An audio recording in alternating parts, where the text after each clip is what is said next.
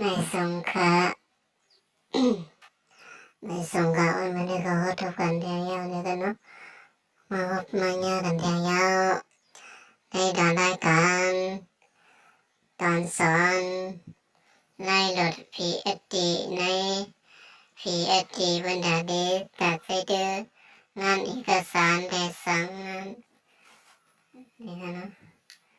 ตัดไปเดือเลยผิดหมอกแล้วก็ต้องเสียงในตัวนี้กันเนาะมาสอนโดดตามด้วยนี่กันเนาะเข้ามาในแอปมันค่ะ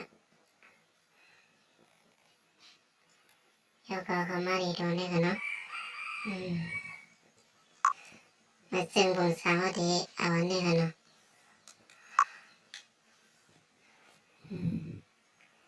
ตัวนี้กันนะโปรไฟล์นี่มันเดต้าห้างครึ่งนี่กันเนาะแล้วก็ถ้าห้างครึ่งเอกสารไม่ได้อะไรกูไม่รู้ละคนใดเฮ็ดได้ผิดทางแขกได้สั่งได้ผิดบอกได้สั่งได้ขนมมันดีคนใดใส่ในได้ผิดไปสั่งแล้วได้ผิดทางแขกว่าใส่ในกันเนาะอยากมาตั้งโหลดกันค่ะอยากก็ติดตั้งโหลดเลยกันนะอยากก็ติดเซลโหลดดีต้องซื้อไว้ดีๆกันนะ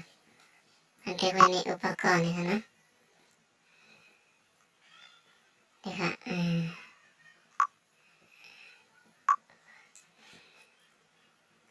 โหดลงมาอีกค่ะเนี่ยเนาะแต่ยาวอันนี้คนดัดใส่ในคอมพิวเตอร์ในคอมในโน้ตบุ๊กนี่กันเนาะในพวกได้ใส่ไลน์นี่กันเนาะ TSAN เอามาตีกันเอานักสุดาเขาก็ TAS ไฟล์กันเนาะนี่ค่ะอยากก็มาตีโฟโต้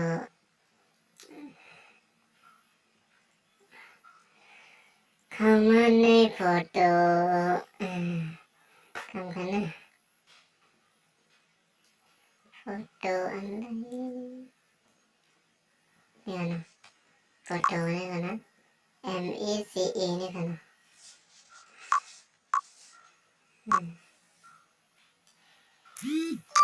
นี่กันนะเมื่อกี้เราโหลดเป็นอันนี้กันนะแล้วสุดท้ายมาแจกไฟล์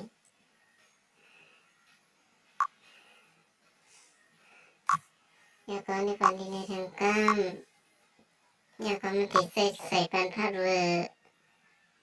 มาติดพัดเวอร์มัน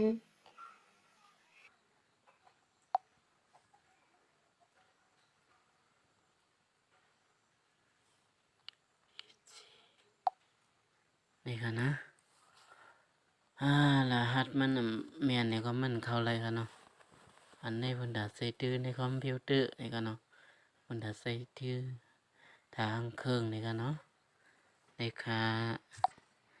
เพราะว่าสนใจเพราะว่าอะไรนี่ก็ค่ะที่ว่างไว้แต่คลิปนี่กันเนาะอย่าลืมกดไลค์กดแชร์กด Subscribe เป็น